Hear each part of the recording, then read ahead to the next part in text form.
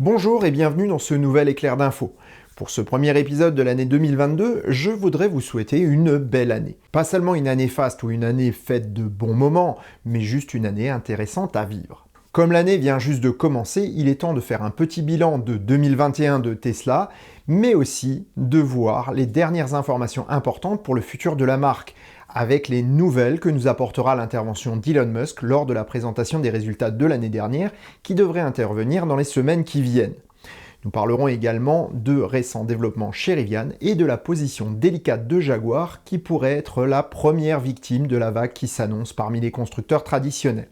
Comme d'habitude, le chapitrage vous permet de naviguer entre les sujets et de revoir individuellement chacun d'entre eux. Allez, c'est parti, générique.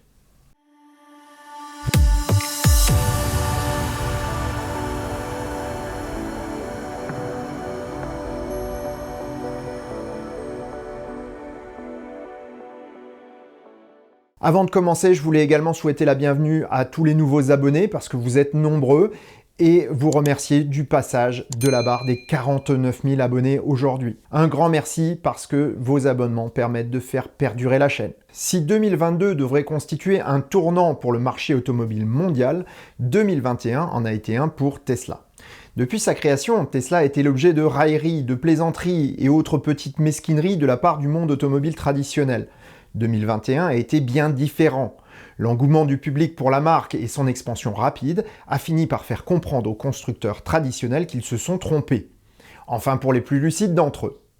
Constructeurs allemands et américains ont senti la menace et 2021 a été l'année de la déclaration de guerre contre Tesla. Loin d'être prêts à affronter la menace de l'entreprise d'Elon Musk, mais aussi des constructeurs chinois qui lui emboîtent le pas rapidement, les vieux dinosaures ont tardé à réagir et tentent de sauver leur mode de fonctionnement. Pour ce faire, ils attaquent sur tous les fronts.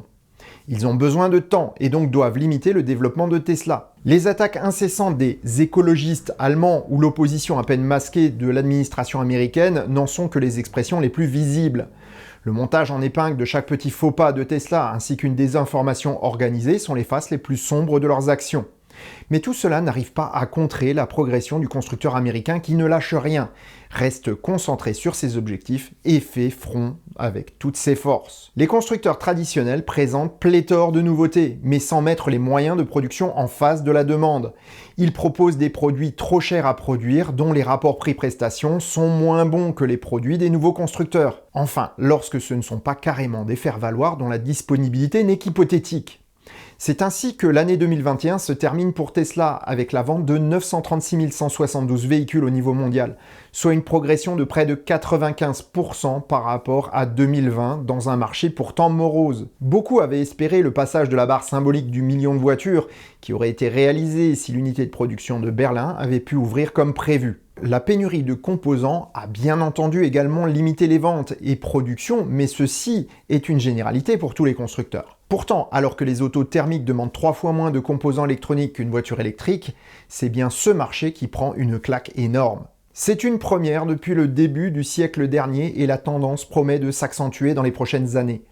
En France et en Europe, Peugeot et Renault fanfaronnent avec la première place du premier dans l'Hexagone et la nouvelle position dominante de Dacia dans l'Union. Pourtant, ce contentement n'est qu'une façade, car si le constructeur roumain résiste un peu mieux que ses concurrents, ses ventes plongent de près de 10% en France. Les autres marques du groupe subissent quant à elles des baisses notables de près de 34 et 38% pour Renault et Nissan respectivement. Le sort de Stellantis n'est guère plus enviable avec une chute de 25% pour Peugeot, 31% pour Citroën et 44% pour Fiat et Opel. Ford dévisse également de plus de 44%, tandis que le groupe Volkswagen voit ses marques chuter de 13 à près de 30%. Les premiums ne s'en sortent guère mieux, avec près de 28% de perte de vente pour Mercedes et 22% pour BMW. Toyota parvient à limiter la casse avec une chute de 5,5% seulement, démontrant que la stratégie à court terme de l'hybride s'avère payante. Toutefois, avec des perspectives à la forte baisse et un désintérêt progressif du public pour cette technologie, l'avenir s'annonce un peu plus sombre. En ce qui concerne les énergies, le diesel chute très fortement comme l'essence. Les hybrides ont le vent en poupe, tout comme les hybrides rechargeables, mais surtout en raison de leur disponibilité. En effet, les constructeurs traditionnels continuent de produire et promouvoir ces systèmes pour préserver leur modèle économique et espérer disposer d'un peu de temps pour assurer la transition vers un hypothétique hydrogène propre qui les sauverait à long terme. Pourtant, il est désormais clair que ce gaz soi-disant magique est une impasse technologique et que la grande majorité du public n'en veut pas. Tout comme les carburants alternatifs qui ne survivent qu'à cause des subventions et ne représentent plus rien sur le marché. Avec moins de 0,1% des ventes pour le 85 et encore moins pour le GPL, les stations vont rapidement disparaître faute de clients, ce qui est déjà le cas actuellement. Pour les autos 100% électriques, c'est surtout la production qui freine les ventes. Les délais s'allongent et plusieurs constructeurs annoncent une rupture de leurs produits. Tesla progresse en France de 255% et détrône la Zoé de la première place du classement. La Model 3 devient également la voiture électrique la plus vendue en Europe avec des chiffres 2 fois plus importants que n'importe lequel des autres modèles électriques proposés. Pour 2022, cette tendance pourrait encore s'accentuer en raison des nouveaux acteurs comme les constructeurs chinois qui arrivent à grands pas avec des autos électriques abouties, mais également une offre électrique rechargeable en phase avec le marché actuel, comme par exemple MG ou CRS. Prendre des parts de marché maintenant et les pérenniser dans l'avenir avec une bonne offre électrique est une stratégie qui pourrait se révéler gagnante pour ces constructeurs, mais aussi destructrice pour les constructeurs traditionnels trop peu enclins à suivre le rythme. Toyota a semble-t-il adopté la même méthode, avec toutefois une forte résistance à laisser de côté ses moteurs thermiques. Continuant à parier sur l'hybride, la nouvelle gamme électrique du constructeur nippon devra faire ses preuves dans un marché où, lorsqu'il arrivera, les constructeurs seront déjà bien installés. Si le japonais a encore un coup de retard, ce n'est rien face au gouffre qui sépare aujourd'hui les autres constructeurs généralistes comme GM, Ford, Stellantis ou Renault-Nissan qui vont devoir faire face à une forte contraction de leur activité en 2022, tout en devant investir massivement pour tenter de raccrocher les wagons. Pour Tesla, les ouvertures des usines d'Austin et Berlin sont en cours. Plusieurs camions de modèle Y berlinois ont d'ailleurs été repérés en sortie de l'usine. Des voitures ont été remarquées lors de tests hivernaux en Europe du Nord et d'autres unités ont commencé le processus d'homologation. Il y a fort à parier que les 2 signatures manquantes sur le permis d'exploiter de l'usine berlinoise arriveront dans les jours ou les semaines qui viennent. Les premiers exemplaires de série du modèle Y berlinois devraient atteindre les concessions d'ici quelques mois à peine. Avec l'ouverture de l'unité de production d'Austin, le modèle Y devrait détrôner la Model 3 au niveau mondial dès 2022 et devenir la voiture électrique la plus vendue de l'histoire très rapidement. Pourtant, il reste plusieurs écueils à négocier pour Tesla. En premier lieu, la production américaine devra subir une refonte pour une qualité de fabrication plus uniforme. Si Tesla est capable du meilleur, le pire est parfois à déplorer, même si c'est de plus en plus rare. La remise à niveau de Fremont sera un chantier à surveiller de près avec une extension des surfaces de production prévue dans les prochains mois.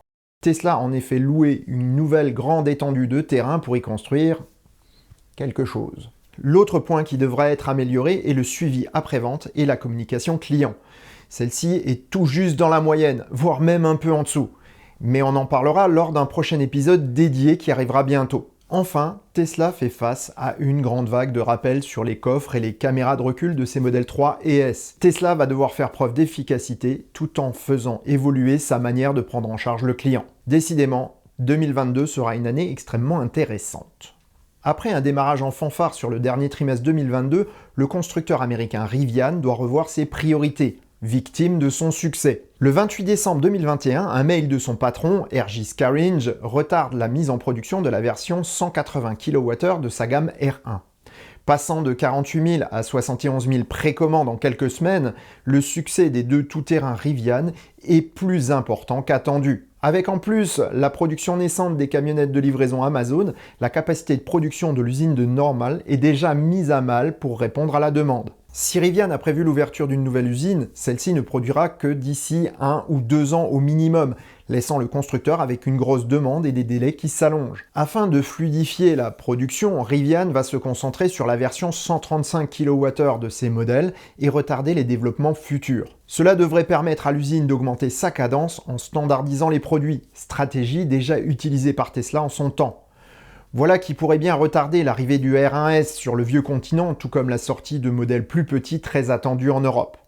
Décidément, produire des voitures électriques en assez grand nombre pour répondre à la demande s'avère un défi de taille qui demande beaucoup de travail et d'abnégation, même si on n'a pas à traîner un boulet comme les constructeurs traditionnels.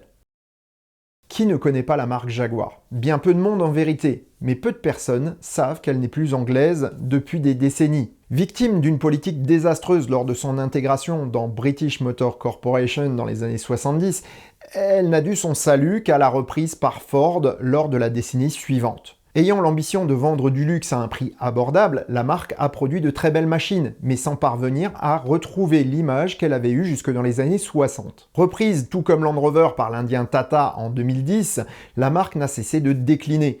Contrairement aux constructeurs de 4x4 britanniques qui se portent plutôt bien, la marque Ophelin a vu son image se ternir malgré une volonté farouche de se moderniser. Avec l'apparition du I-Pace, Jaguar comptait entrer en force sur le marché des SUV électriques, avant de lancer sa Jaguar XJ à batterie. Sorti trop tôt et dépourvu d'un réseau de charge permettant de l'utiliser normalement à sa sortie, l'auto a été boudée. Sa production est loin des espérances du constructeur qui se trouve désormais en concurrence directe avec des produits très affûtés dans cette gamme tarifaire.